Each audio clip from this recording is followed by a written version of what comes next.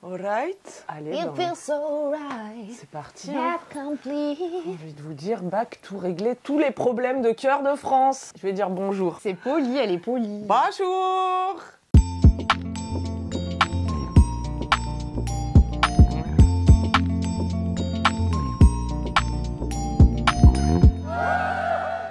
Bienvenue dans ce nouveau courrier du cœur, Allez-vous mourir seul, numéro 4 je crois. Et aujourd'hui nous avons une nouvelle experte avec nous. Bonjour Lisa Margot. Bonjour. C'est vrai que quand j'ai appris le titre de cette vidéo, je me suis proposée, bien volontiers. On te connaît sur les réseaux aussi sous le nom de Pizza Margot. Tout à fait. Car J'adore la pizza. tu aimes la pizza finalement. Pourquoi, tu vois, pourquoi faire compliqué, on en parlera plus tard. Oui, ce sera un des thèmes abordés dans cette vidéo. Vous nous avez envoyé vos questions love sur Instagram, nous allons essayer de vous coacher au mieux, sachant que notre légitimité... Réside dans notre expérience avant tout. Voilà. Toi, t'en es où dans ton rapport à l'amour là? Eh bien justement, je suis très désespérée. Oui. Ça m'embête de dire que peut-être je suis devenue un peu misandre, mais peut-être que je suis devenue un peu misandre. Par la force des choses. Par la force des choses, et c'est dommage parce que j'ai pas envie, mais je me dis, est-ce que ça existe un gars bien en fait? Donc c'est un rapport à l'amour qui est un peu complexe en ce moment, mais j'ai envie. Moi, je suis célibataire et apaisée, franchement. En ce moment, ça va. Bah ça, c'est trop bien. J'y crois encore. J'y crois encore.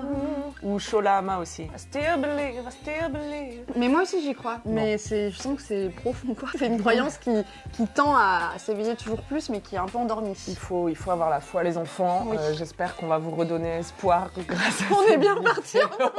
Avant de répondre à vos questions, je voudrais remercier le partenaire de cette vidéo qui est Lilo. Lilo, c'est une marque de sextoy très luxe, les plus jolis designs. Ils m'ont envoyé le Soraya Beads. Lisa Margot, est-ce que je peux te demander de regarder sous ton coussin? Mais non. Mais il y a des trucs de magie toi en fait. Je suis fière de ma connerie. Qu'est-ce que c'est Camille? Alors, à ton avis? Ça peut se mettre dans des trous. Oui, good guess. Et ça, il y a un zizi dedans? Enfin là il y est pas, mais on peut mettre un zizi dedans. Eh bien, pas tout à fait. Je leur présente à quoi ça sert. Eh ben je vais écouter Et attentivement. après, on revient pour répondre à vos questions, ok? Tu veux faire la transition des youtubeurs? Ouais.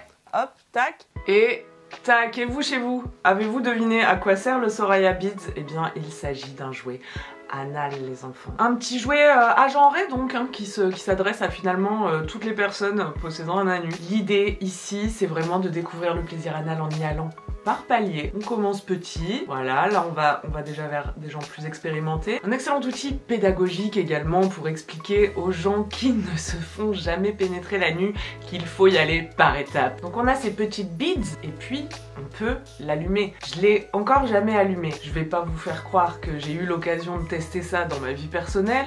Vous comprendrez dans cette vidéo que non. Alors attends, faut que je vous décrive. Il fait tin.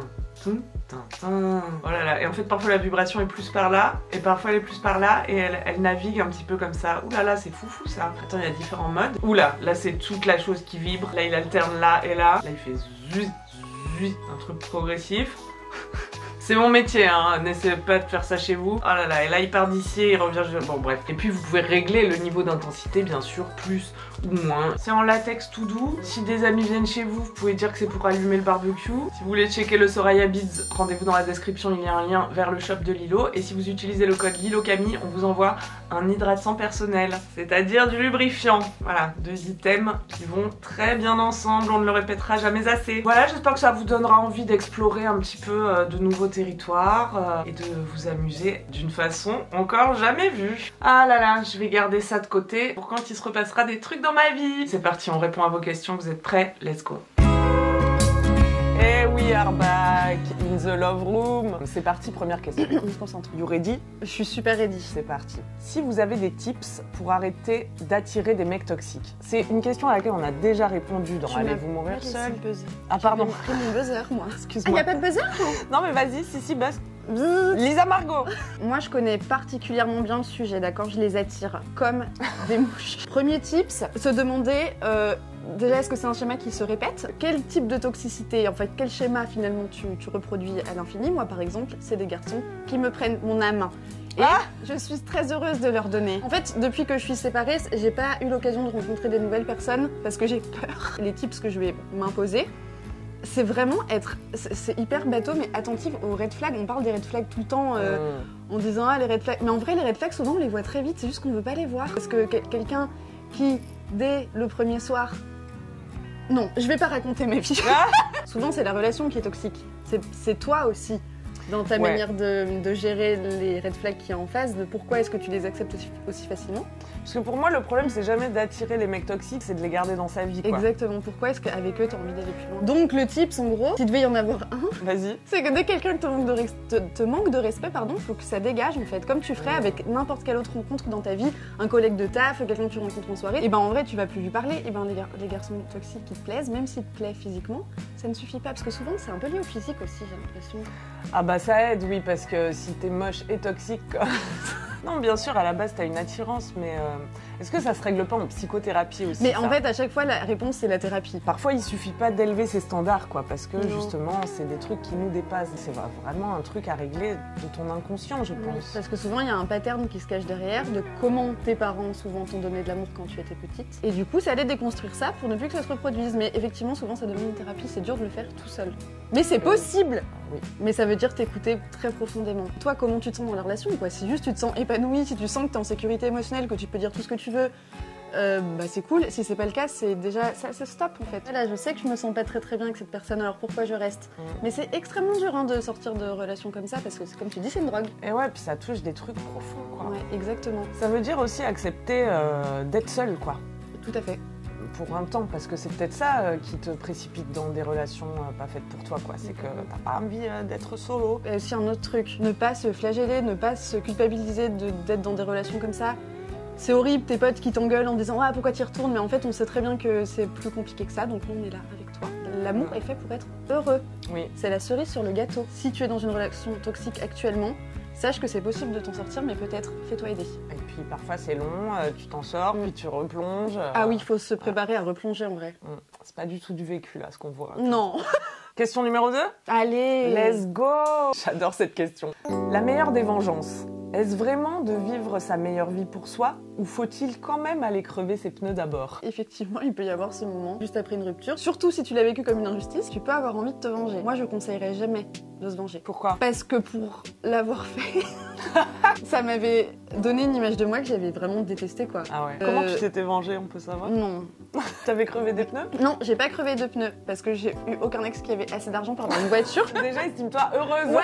De quoi tu te plains en fait? Se venger, oui, souvent ça te ramène une image de toi que t'as pas trop. Enfin, ça veut dire quoi? Ça veut dire que tu prends de ton énergie, de ton temps. En vrai, ça veut dire que t'es encore full dedans, quoi. Bah oui, mais full dedans de la mauvaise manière en plus. Et oui, c'est que ça t'atteint encore, quoi. Peut-être que la meilleure des vengeances, au final, c'est de ne pas avoir envie de se venger. Ouais. Et toi, tu me racontais que oui, bon, bah, avant, là, t'avais envie de vivre ta meilleure vie, mais qu'au fond, c'était vivre ta meilleure vie pour montrer à l'ex que regarde. Et ça, je pense qu'on le fait tous. Je prenais des stories pour que la personne le voie, pour qu'elle voie que je m'amuse et que je suis heureuse sans cette personne. Mais au fond de moi, je pleurais des larmes de feu.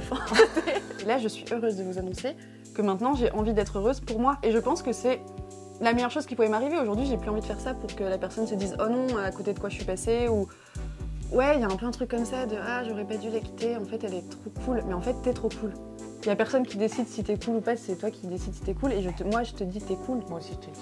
C'est aussi dur d'imaginer quand tu essayes de sortir de ce genre de relation, enfin, ou que tu fais ton deuil d'une relation. C'est dur d'imaginer le moment où cette personne juste va t'indifférer. Et c'est ça la vraie vengeance. Que vraiment ça te fasse ni chaud ni froid de savoir s'il va bien, il va mal. Si t'as envie de te venger, j'imagine qu'il a fait un truc pas cool. Rappelle-toi tous les jours, s'il le faut, chaque seconde, chaque minute, ce qu'il t'a fait. Et juste, tu vas comprendre que t'as plus d'énergie à dépenser pour cette personne. Donc aller crever ses pneus, c'est déjà trop d'énergie en fait. C'est clair. Fais autre chose à la place. Vraiment, mange un gâteau. Excellente réponse. Question 3. Comment arrêter de s'emballer pour R? Ah, quelle moi, je vais y aller, je n'ai pas la réponse. Allez, merci d'être venu. Comment arrêter de s'emballer pour R? C'est toi, dramatique. t'as des petits éléments là. Mais moi, c'est le titre de ma biographie en fait. Ça a été une problématique très longtemps dans ma vie et je crois avoir aujourd'hui des éléments de réponse. Je suis tellement heureuse de pouvoir vous dire ça. Déjà, j'ai changé mes standards. J'ai juste en conscientisant que, par exemple, j'avais envie de relationner avec des hommes qui sont disponibles, célibataires et qui ont aussi envie d'être en couple. Décider aussi que tu vas avoir cette conversation où vous vous demandez où vous en êtes chacun dans votre démarche sentimentale respective. Alors là, j'ai réussi à faire ça, tu vois. J'ai rencontré un mec qui me plaisait, mais juste le gars, il est dans une phase de sa vie où il croit plus du tout au couple, il veut être célibataire. Bon bah, je vais pas me raconter qu'il y a un potentiel si on n'est pas du tout sur la même longueur d'onde. Et Ça, oui. c'est une première chose. Et en fait, je pense que la solution pour pas s'emballer, c'est, accrochez-vous, prendre son temps. Mais non. Mais oui, Oh là là là je vous là jure. là. Mais ceci étant dit, c'est très difficile de prendre son temps quand on crave l'amour, quand on a un besoin si fort qu'on ne veut pas voir les red flags, on ne veut pas avoir cette conversation pour savoir si on cherche les mêmes trucs, on veut de l'amour. Quand t'es un bébé, recevoir de l'amour, ta survie en dépend, quoi. Les bébés qui sont pas touchés, littéralement, ils meurent. C'est longtemps bien. Mais quand t'es adulte, ça doit pouvoir être un truc gérable. Donc ça, encore une fois, thérapie, hein. C'est pas la réponse à tout, mais ça aide quand même, quoi. Ça aide beaucoup. Et aussi, oui, l'amour, on peut en avoir besoin, c'est normal. T'as l'amour de tes amis, t'as l'amour de ta famille. Après, t'as envie d'avoir une relation sentimentale, c'est tout à fait normal. Mais d'abord aussi, t'aimer toi-même. Je sais que c'est un truc qu'on dit beaucoup. Faut pas attendre d'être parfait pour être dans une relation, c'est pas ce que je dis. Mais souvent, l'amour que tu recherches chez les autres, c'est l'amour que aussi t'es pas capable de te donner à toi. Tu vois, donc tu vas aller rechercher cet amour à tout prix dans n'importe quelle relation. Les relations qui commencent dans l'emballement total, c'est souvent des relations qui sont vouées à l'échec. Ce n'est pas normal d'avoir autant besoin de dire à quelqu'un que tu l'aimes et de l'aimer autant et de machin d'un coup, quoi. Enfin, aussi vite, au bout d'une semaine ou deux. Ça peut être du love bombing aussi. Le truc de la fusion et de la passion qui arrive au bout de 3 jours, alors qu'il y a 3 jours, cette personne, tu connaissais même pas son prénom. Ça cache quand même quelque chose. Soit la personne en face, soit toi, t'es en recherche d'amour, mais comme tu disais, un truc qui est pas sain, quoi. C'est pas bon pour toi, donc oui, prendre son temps. Prendre son temps aussi pour justement apprendre à connaître cette personne, pour savoir si tu t'emballes pour rien ou si tu t'emballes pour un vrai truc. C'est là que je vois que j'ai trop grandi. En vrai, je suis trop fière de moi. Enfin, je vois que ma thérapie marche en fait. Parce que moi, avant, je pouvais très bien avoir un eye contact avec un mec dans un bar et avoir automatiquement l'image de moi mariée avec lui. Enfin, ça allait très loin. Donc, quand je parle d'emballement, je sais très bien de quoi on parle. J'avais tellement besoin de combler ce vide intérieur que j'avais en moi là. Mais vraiment, un mec me parlait, c'était ben non, mais c'est sûr. Mais en fait, c'est ouf en fait parce que non, je crois que c'est l'homme de ma vie. Je ne connaissais même pas son prénom. On s'emballe aussi parce que on est dans l'imaginaire, on est dans la projection de ce qu'on croit que cette personne est. En réalité, on ne la connaît pas assez, on n'a pas assez passé de temps avec. Et du coup, on va combler les trous de ce qu'on sait pas avec tout ce qu'on aimerait que cette personne soit et le rendre super et le mettre sur un piédestal. Conseil très pratique aussi, vois cette personne dans différents contextes. Une fois en tête-à-tête, ok, mais aussi une fois avec tes potes ou dans une situation plus sociale. Pas toujours dans le bar où lui il est à l'aise et où il peut être sous son meilleur jour. C'est un très bon tips. Tips de mon psy. Mais en 80 balles. En tout cas, si tu t'emballes à ce point, pareil, thérapie en vrai, parce que ça veut dire qu'il y a quelque chose à combler qui peut t'empêcher d'avancer dans ta vie amoureuse. Donc ça vaut le coup de... Et prendre son temps, du coup, ça veut dire quoi? Il y avait des petites règles, genre les 3 dates, enfin avant... 3 dates avant le sexe, mais là on va avoir l'air rétrograde. J'allais dire avant le bisou, quoi. Ah, avant le bisou. Je suis encore plus rétrograde. Ah ouais. Non, mais en fait, au bout d'un moment, j'ai tellement souffert à m'emballer pour rien que maintenant, bah tant pis, c'est des règles qui peuvent paraître rétrogrades, mais que je vais m'imposer. Parce que me connaissant, c'est que comme ça que je peux voir les red flags, moi. Sinon, je décide de pas les voir, hein. Enfin, c'est ça. Moi aussi, s'il y a de l'intimité physique, je perds tout sens du jugement. Ça peut paraître rétrograde, mais pour des gens comme nous qui s'emballent vite, ça devient une solution. C'est pas pour vous dire vous êtes des salopes si vous couchez le premier soir. Non, pas du tout. Couchez le premier soir si vous voulez. Si vous arrivez à garder les idées claires après, grand bien vous fasse. On sait que c'est pas notre cas. Mais en tout cas, on est avec toi et tu ne vas pas mourir seule. Non, personne. Ça, on te le promet. Tu veux faire un cœur? Mais attends, le cœur des jeunes, c'est quoi? Cœur des jeunes, je crois que c'est... Putain, j'ai grave du mal. Terrible. Ah oui.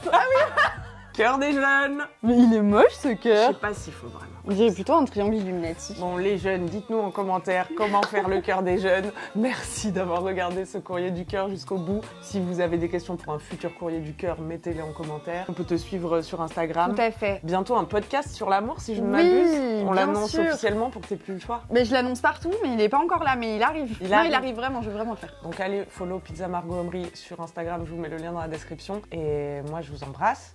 Prenez soin de vous. À la semaine prochaine. Ciao. Ciao. Baby, you give me ice and fire. You're giving me wind and rain. You're some kind of